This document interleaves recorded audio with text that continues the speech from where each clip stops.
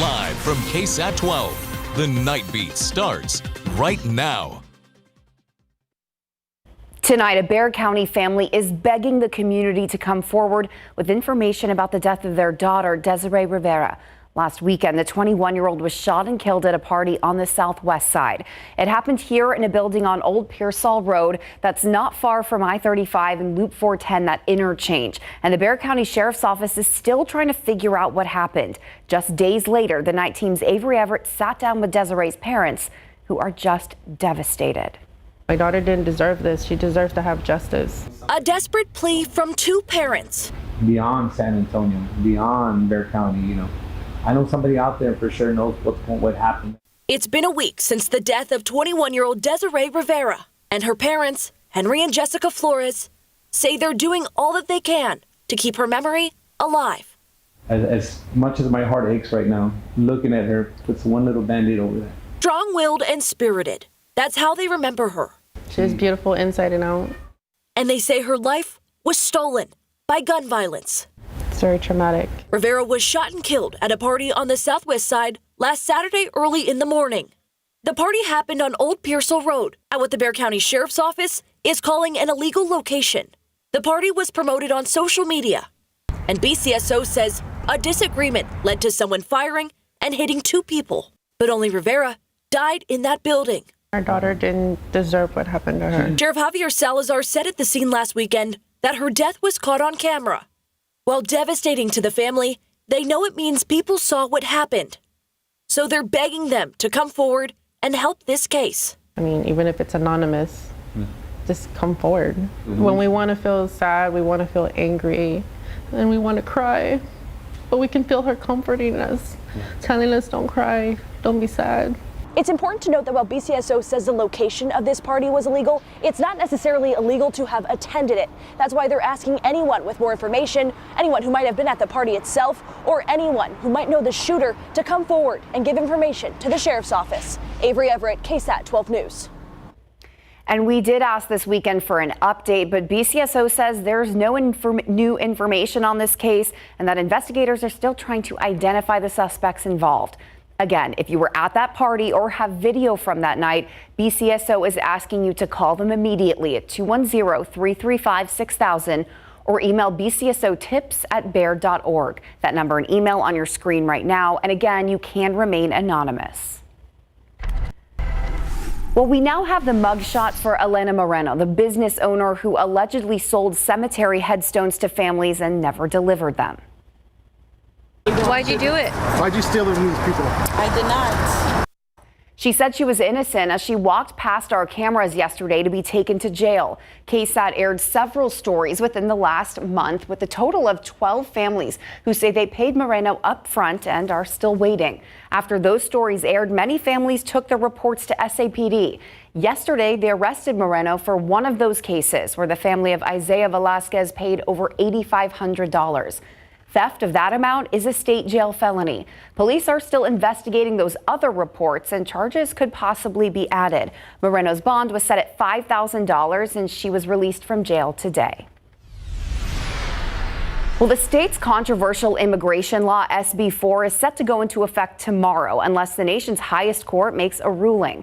Earlier this week, the U.S. Supreme Court extended the pause on a law that would allow law enforcement to arrest migrants just on their immigration status. The law was put on hold so the court could make a ruling. If no ruling is made, the law is set to go into effect tomorrow at 4 p.m. Also, starting this month, the U.S. government is now requiring migrants without passports to use facial recognition technology to board domestic flights. The TSA has not said when that rule went into effect, but some migrants at a South Texas airport are saying they were turned away this week. The agency says this new method is using Department of Homeland Security records, but it's not clear how migrants with foreign passports will be affected. Well, tonight we are getting a new reaction to a proposal by the Texas Attorney General's office that would allow Ken Paxton to remove district attorneys in large Texas counties, just like Bexar County. Here's what the proposal will do. District and county attorneys would be required to provide additional reporting quote, relating to criminal matters and interests relating to the state, which means it includes cases where peace officers or poll watchers are indicted or cases where a person arrested for a violent crime is not indicted. The proposal also lays out consequences if DAs do not comply, including petitions for removal from office. The San Antonio Police Officers Association is applauding that proposal from the Attorney General's office. The police union's president tells our Daniela Ibarra he thinks it's a start to holding our Bexar County DA, Joe Gonzalez, accountable. A new proposal could potentially affect the Bexar County District Attorney's Office, which has been scrutinized for its handling of violent crime cases. Attorney General Ken Paxton says some DAs have, quote, developed an unacceptable pattern of failing to uphold the law, not naming any specific district attorneys. DAs who don't comply could be removed. What do you think about this new rule? Well, I think it's a start. Danny Diaz is the president of the San Antonio Police Officers Association. He hasn't been shy about his frustration with Bexar County DA Joe Gonzalez. He needs to be held accountable. And this is just a start to where the Attorney General can make sure that the district attorney does his job, if he does at all. So help me God. In January, KSAT discovered hundreds of text messages between the DA's office and the Wren Collective, a criminal justice reform group. Records show the group advised the DA's office on how to handle the case where police shot teenager Eric Cantu. Under the proposed rule, the DA's office would be required to report those communications. Hopefully the AG's office can get that documentation and show where there's discrepancies in the way that he's running his office. Since Wednesday, KSAT reached out to the district attorney's office 7 times for an interview with Gonzalez about Paxton's proposals. They failed to make him available, instead sending a statement. Gonzalez calls the proposal, quote, burdensome, unnecessary, and potentially very costly to our citizens. What do you think about that? Well, I think what's costly to our citizens is him dropping cases and allowing individuals that commit crimes scot-free. The earliest the rule could go into effect is April 7th. Daniela Ibarra, KSAT 12 News. All right, turning to the weather now, take a look at this. This is video of the heavy rainfall last night throughout San Antonio. You can see in some of this video that roads are drenched, but thankfully not many reports of crashes. And the crashes that did happen were reportedly minor. So, Mia, that's good news. And I know that's not really what it looks like tonight. No, it is much calmer tonight. But yes, it was noisy last night. Finally got a good batch of rain and thunderstorm activity. Take a look at the radar loop here. This was 24 hours ago. We were monitoring this cluster of storms that was associated with an upper level little piece of energy that was floating across south central Texas. That cluster formed over the mountains of Mexico and then just moved northeastward over the Rio Grande through the San Antonio area between midnight and about 4 a.m. Then after that, we were just dealing with a few spotty showers and a couple of isolated thunderstorms out there this afternoon. But as Courtney said, much calmer this evening. And really, that's going to be the theme into the start of the upcoming work week. Drier and actually cooler than average. A reinforcing push of cooler arrives tonight, so highs in the 60s through Wednesday. We do have the potential for a few showers Wednesday night, but then warming up quickly ahead of next weekend. We're going to break down those details, plus get you a look at rainfall totals from last night's rain coming up a little bit later on, Courtney. Very excited about the 60s. Thank you, Mia. All right, Blaze Taylor, the son of Texas A&M associate running back head coach Carl Trooper Taylor, was arrested this week after being indicted in the 2023 deaths of his girlfriend and her unborn child.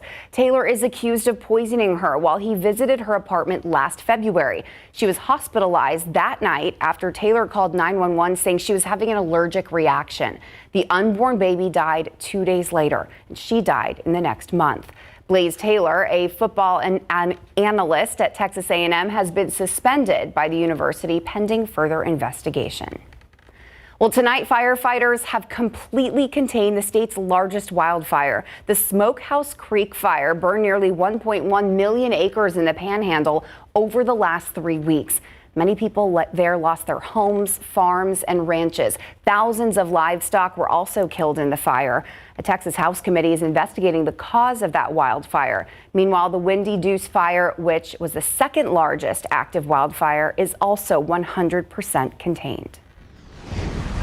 All right, parents, you might want to listen to this. If your kids are interested in photography and nature, they're invited to take part in an annual citywide contest for a cash prize of up to $300 and the right to have their photos framed and exhibited at the Whitty Museum. The Spring Nature exhibit is open to all young photographers between 8 and 18 years old. The winners will be selected by a local professional photographer. Cash prizes will be awarded to winners in each age group. We have more information about how to enter on KSAT.com. Diabetes Alert Day is coming up on the 26th. University Health will hold a resource fair focused on that disease, and you'll have a chance to learn more about it. Plus, you can learn more about A1C and speak with medical experts. The Texas Diabetes Institute is hosting this event, and you're encouraged to register beforehand. We do have a link to that on our website, KSAT.com. Just check out the KSAT community section. Still ahead on the Nightbeat, the decision to fire their gun in the line of duty is one of the hardest decisions for a police officer to make. How a virtual training simulator is preparing San Antonio police officers to make that choice. Plus, do you have a doorbell camera? It's helpful with deliveries and seeing kids coming home from school. Tonight at 10:30, why a new study says it can also bring some uninvited guests. And after the break, social media giant Meta is under investigation for allegedly serving as a platform for drug sales. Hear how the company is responding to the accusations. Next. And taking a quick look outside with LiveCam, it's looking like it'll be a cooler start to the work week. Meteorologist Mia Montgomery checks back in and tells us how long it'll last.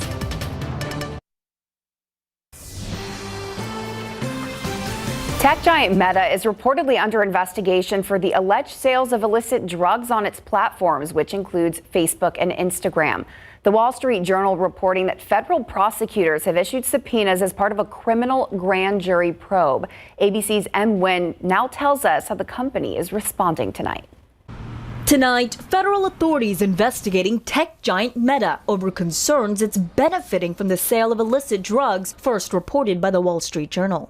Prosecutors in Virginia reportedly issued subpoenas as part of a criminal grand jury probe into the parent company of Facebook and Instagram. ABC News confirming a subpoena was also sent to the Alliance to Counter Online Crime, seeking their research and records on violative drug content on Meta's platforms and or the illicit sale of drugs via Meta's platforms. Meta defending its efforts against bad actors online, saying in a statement to ABC News, the sale of illicit drugs is against our policies, and we work to find and remove this content from our services. The Department of Justice has declined to comment. Facebook in the news again, just weeks after senators on Capitol Hill demanded social media executives do more to protect children online. There's both great things that people can do, and there are harms that we need to work to. Remarkably, Meta CEO Mark Zuckerberg turning to parents in the room who said their children took their own lives because of abuse on social media, offering a rare public apology. I'm sorry.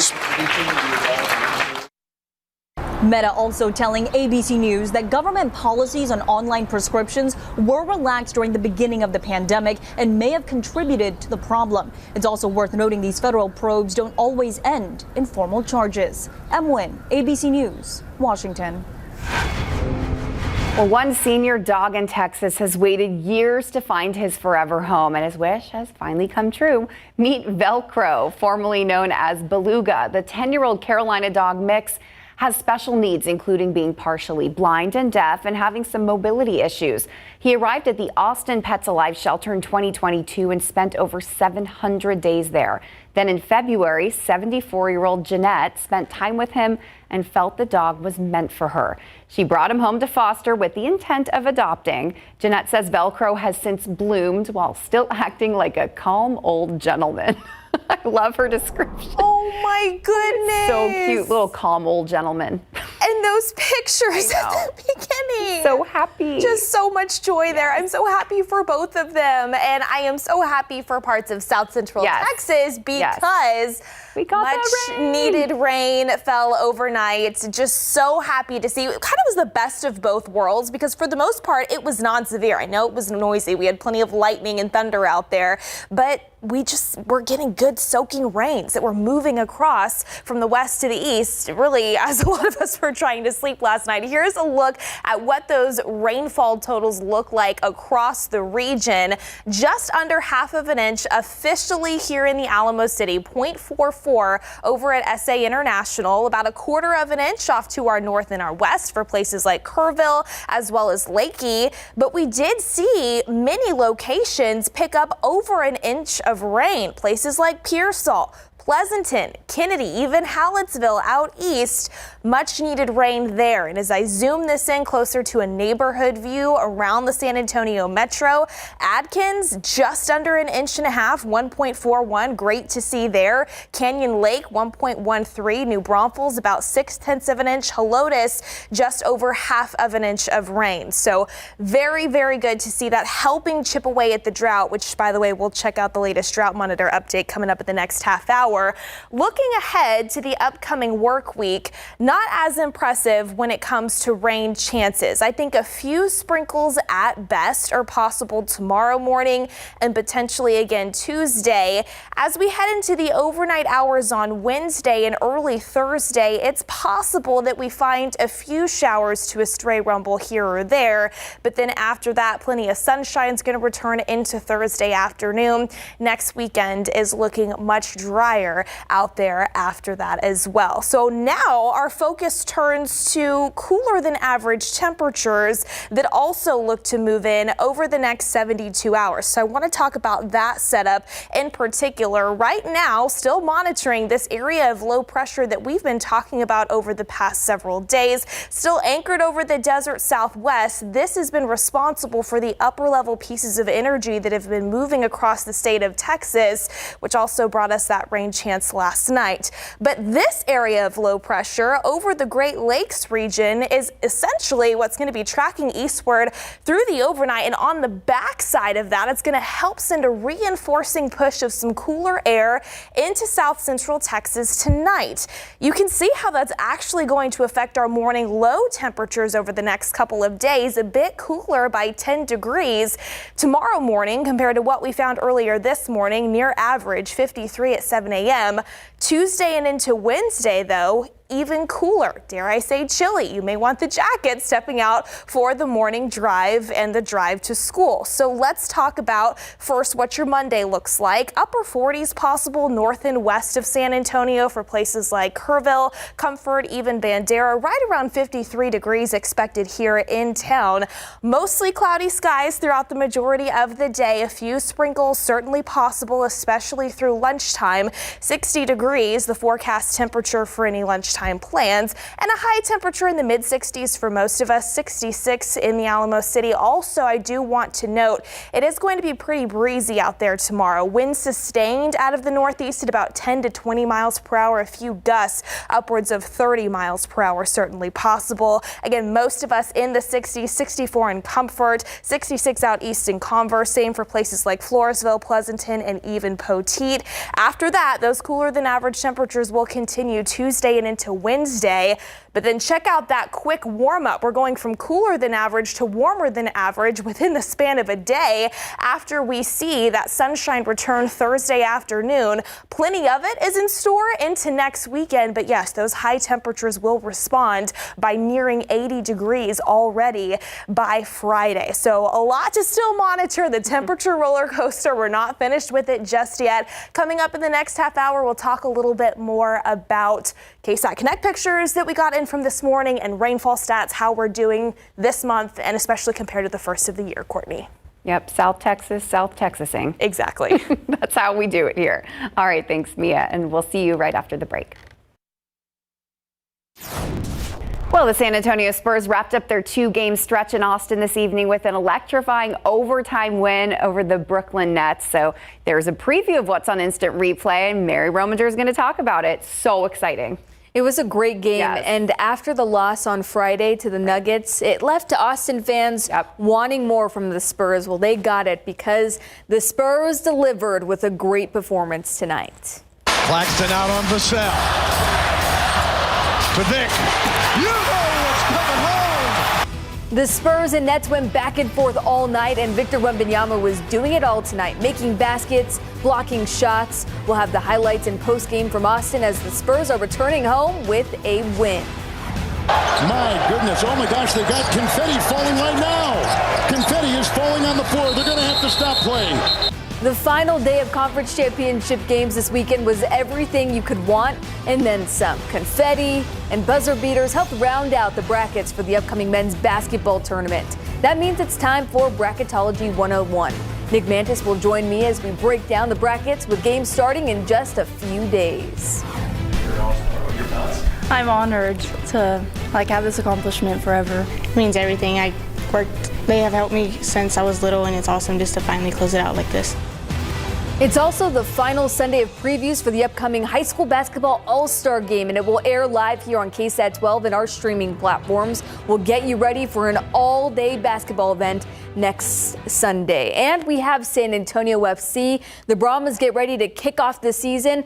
And do you plan to attend a Brahmas game? That's our poll question tonight, so make sure to vote. It's all next on Instant Replay at the top of the hour, Courtney. We had good attendance last season, so I'm hoping that ramps up again. Yes, I agree. Hopefully. Yes, we'll see. Thank you, Mary. Coming up next, a virtual reality training teaching San Antonio police officers better practices when it comes to firing their gun. We take you inside that training after the break.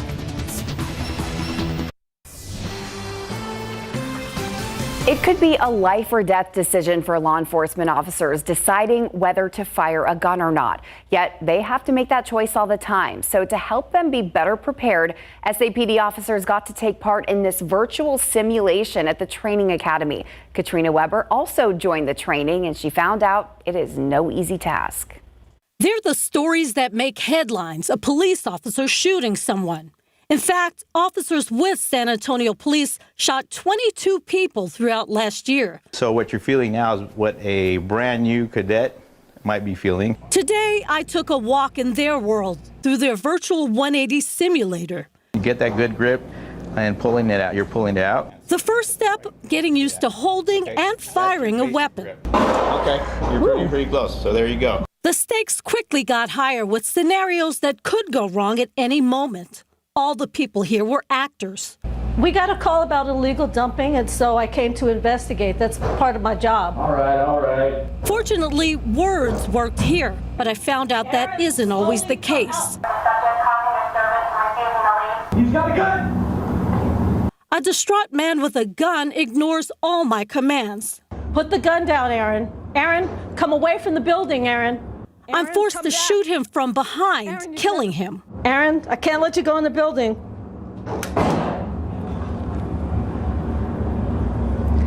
I'm going to need an ambulance here. It's easier to say, I'll wait till he actually does something. But by that time, other people are hurt. Yet another scenario involved a man threatening to kill someone else. Sir, look at me, sir. Sir, look at me. Talk to me. I tried talking at a time for action. In reality, what's it going to take him to go from here to here?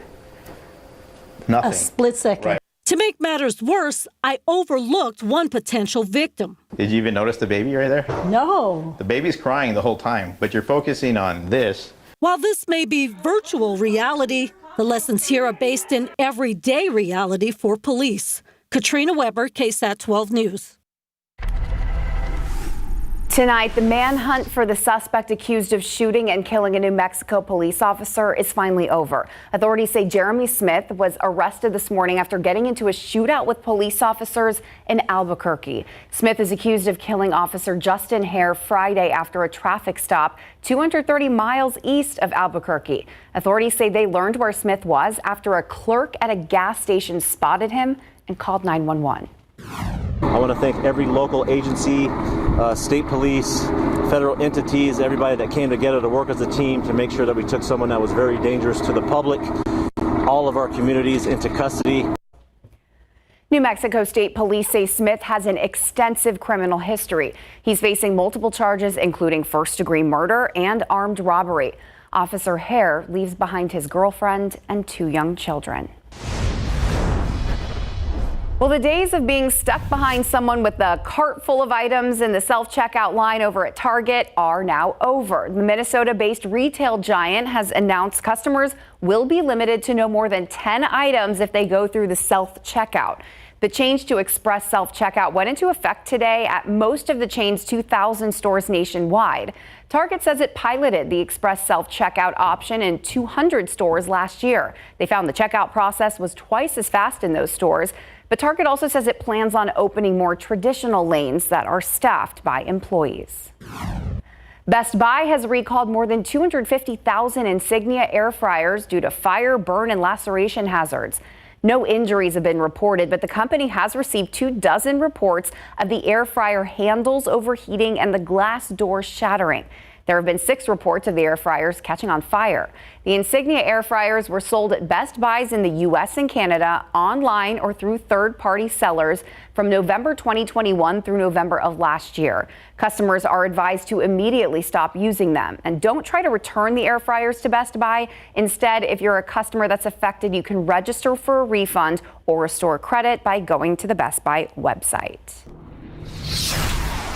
All right, if you have a video doorbell or are planning to buy one, you're going to want to see this. Some video doorbells sold on Amazon and other big websites have some troubling security flaws.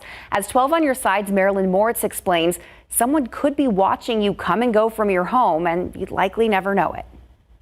This image is from a video doorbell, but get this, it was watched from 3,000 miles away. It's creepy and concerning. Outsiders aren't supposed to have access to the doorbell, but security was so poor, Consumer Reports researchers got to it. It was all part of an investigation into video doorbell security. We were really surprised to find that anyone could walk up to one of these doorbells and take it over in a matter of seconds, and from there actually view screenshots of the doorbell potentially from thousands of miles away. Consumer Reports tests uncovered several video doorbells with serious security flaws. They all use the same mobile app called AWIT. The ones CR tested are sold under the brand names Ekin and Tuck, but they're also sold under many other names, including Fishbot, RakeBlue, Endo, and Luck Wolf. Big retailers like Amazon, Walmart, Sears, Shein, and Temu sell them. Your home is deeply personal and private. If someone is able to view your doorbell camera and see when you come and go, it presents a lot of security risks. For example, an abuser or a stalker could keep tabs on a victim, and it could create a very dangerous situation. Experts blame cheap, insecure electronics from Chinese manufacturers flooding U.S. marketplaces. Retailers do very little to vet these products, and it's very easy to become a seller on one of these online marketplaces. CR contacted Ekin and Tuck, but got no response. So what can you do? Well, if you have a video doorbell that uses this app and it looks like the doorbells we showed you, Consumer Reports recommends you disconnect it and remove it. They have tested video doorbells with much better security from brands including Logitech, Simply Safe, and Ring. Marilyn Moritz, KSAT 12 News. Coming up next, we are less than 1 month away from the total solar eclipse. After the break, see how Shiner University in Kerrville is planning to go all out for the event and how you can participate.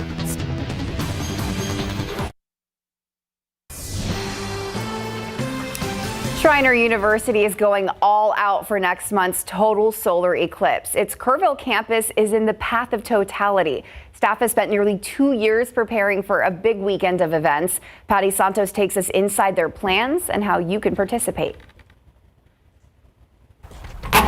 Excitement doesn't begin to describe how Kim Arvidsson feels about April's total solar eclipse. And so it's a very spectacular event that I think you have to really experience in order to appreciate it. The associate professor at Shriners University says Kerrville will be center stage for scientists and astronomy enthusiasts from around the world. I just get to sit here and the eclipse will come to me. I don't even have to move anywhere, and it's just going to be 4 minutes and 25 seconds right over campus, right over this particular spot. How lucky am I? While most people will have their eyes set on the sun that afternoon, the telescope at Shriners Loftus Observatory will be pointed slightly away from it. in hopes of accomplishing one astronomer's goal. But Dr. Alan Hale, one of the people who discovered the comet Hale-Bopp, that's his name, he wants to use this telescope to observe comets as they pass close to the sun, which is impossible unless something covers the sun.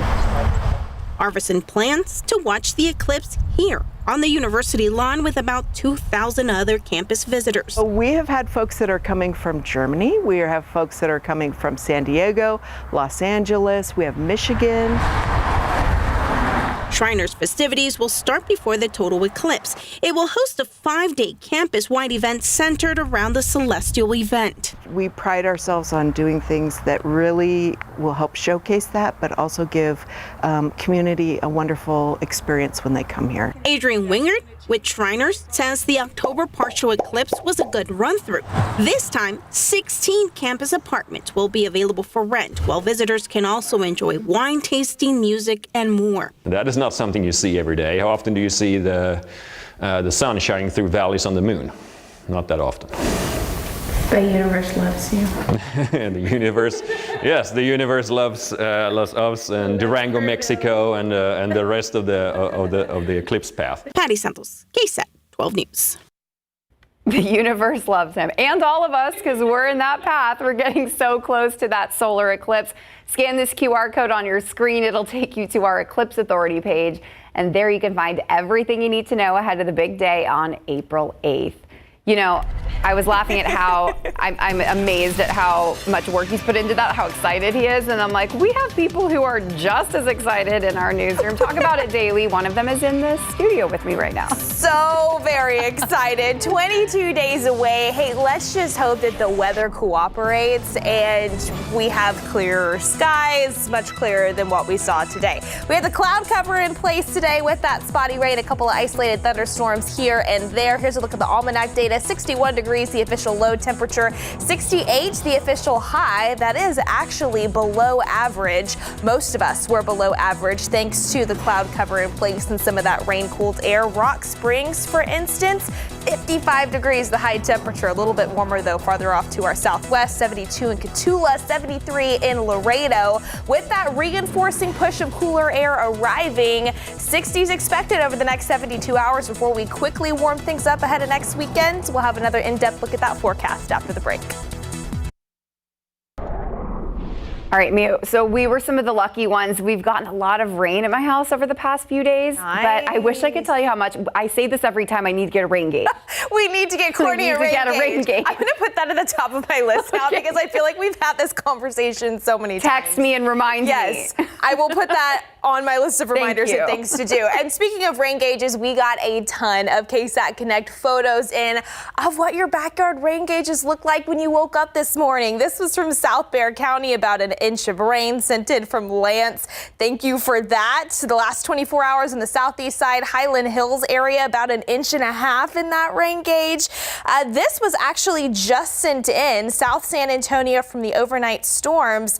This was a localized pocket of 2+ inches of rain. Very happy to see that. 78224 also South Central side. A nice looking rain gauge there with about the same. And then I love this photo.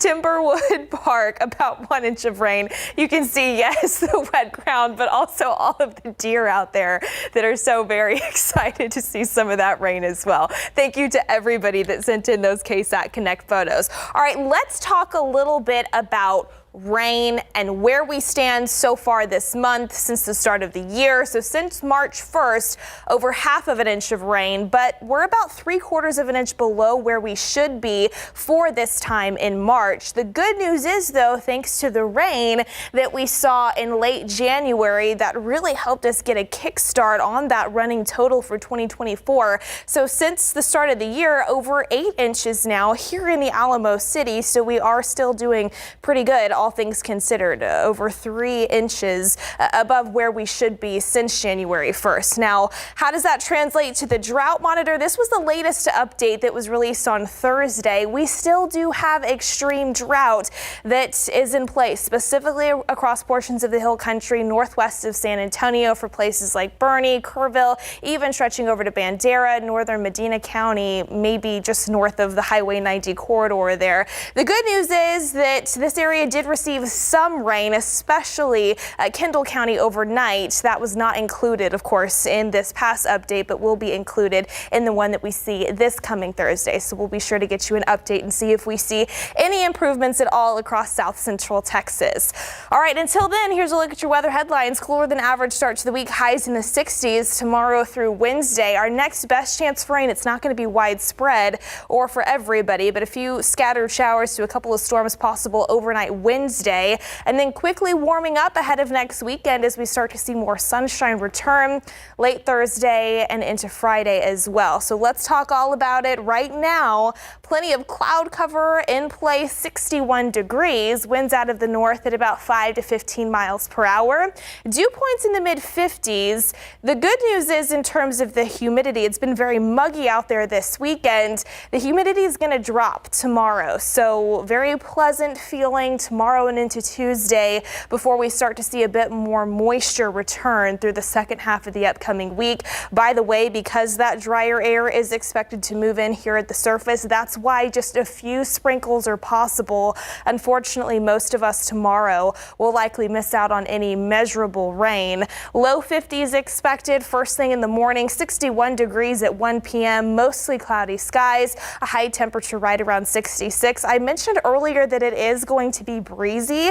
Winds out of the northeast sustained at 10 to 20 miles per hour, but a few wind gusts upwards of 30 miles per hour certainly possible. So just don't be surprised if you walk out tomorrow morning, you're like, whoa, it's a little breezy out here, because that's all coming in with this next reinforcing push of cooler air. So enjoy those cooler temperatures. Jackets probably needed, especially by Tuesday and Wednesday mornings. Cooler than average through Wednesday. Then we'll start to warm things back up. If you missed the sunshine later this week, you'll be happy to find it.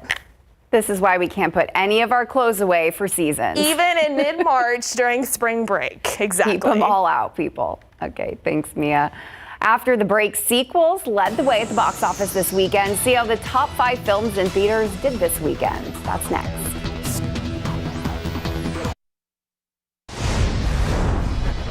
I need an orphanage with more room. Cabrini took the number 5 spot with $2.7 million.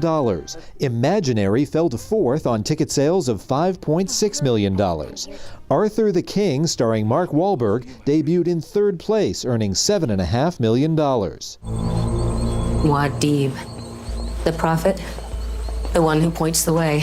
Dune Part 2 spent a 2nd straight weekend in 2nd place. $29.1 million put the sci-fi sequel at $205 million domestic. Master Shifu, I finally found something I'm good at, and now you want to just take it away from me? Another big weekend for Kung Fu Panda 4. The animated adventure kept the crown, taking in $30 million for a 10-day domestic total of $108 million.